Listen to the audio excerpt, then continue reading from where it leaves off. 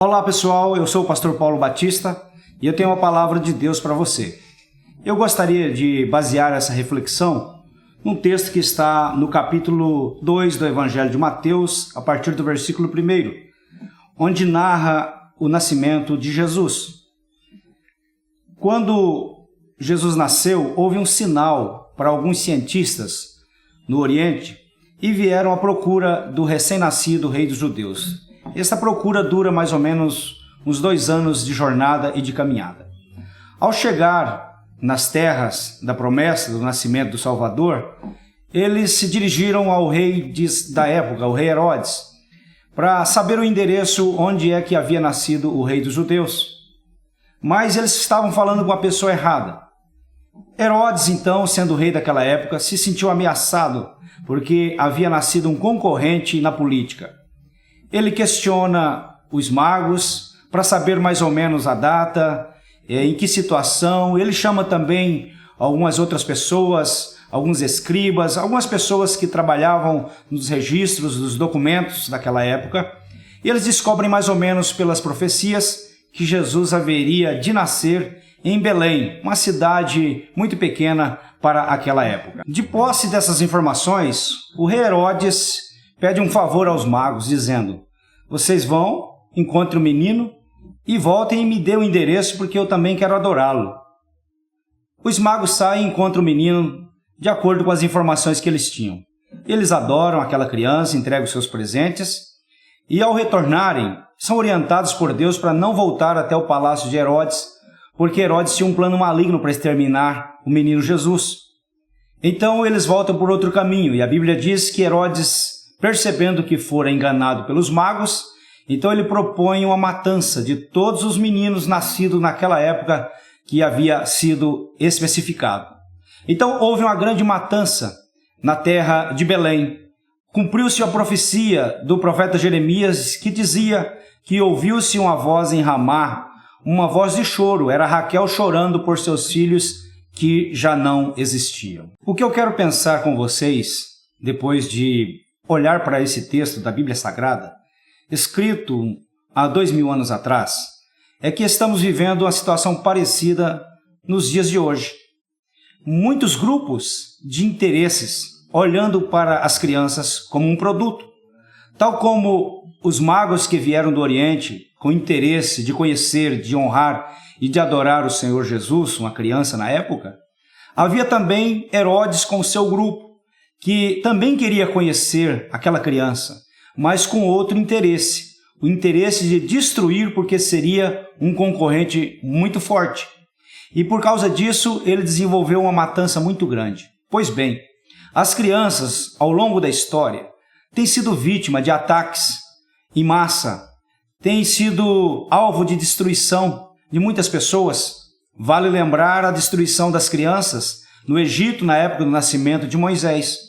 E também esse fato envolvendo o menino Jesus no tempo do rei Herodes, onde muitas crianças foram exterminadas.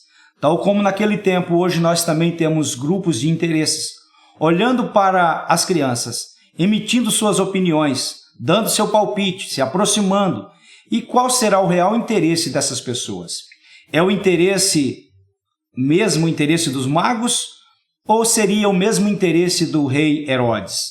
Nós vemos hoje uma classe de artistas, de profissionais que debatem esse tema. O tema criança, ultimamente, por causa dos acontecimentos que são noticiados, está na mídia, está aí sendo debatido até nas rodas, em botecos, em todos os lugares, porque é um assunto que veio assustando muita gente, porque o que tem acontecido ultimamente é algo aterrorizante. Crianças sendo expostas a situações ridículas, a pedofilia e tantas outras coisas.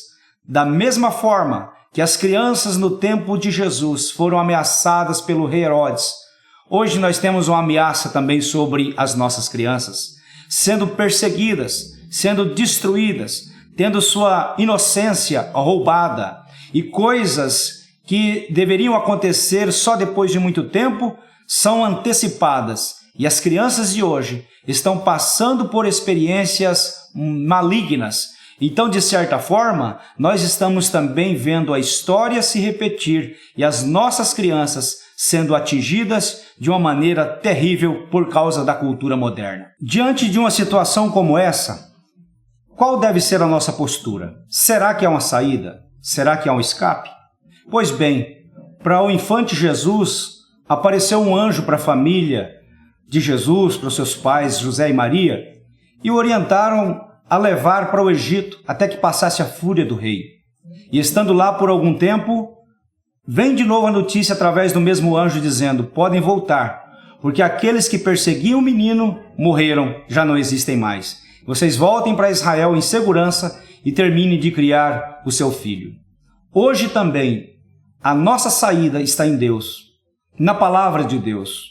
O sábio rei Salomão nos orientou dizendo: instrui o menino no caminho que deve andar, e até quando envelhecer, não se desviará dele. Provérbios 22, versículo 6.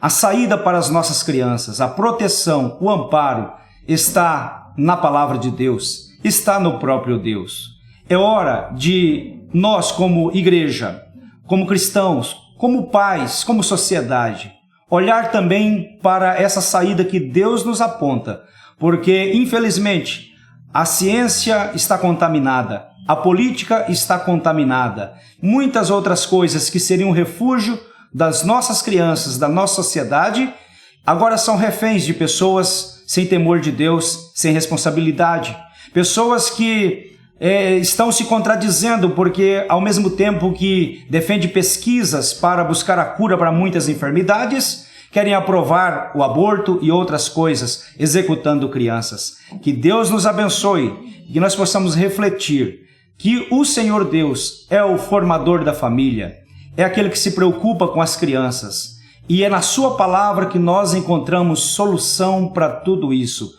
Como igreja, não podemos nos calar, não podemos assistir a tudo isso.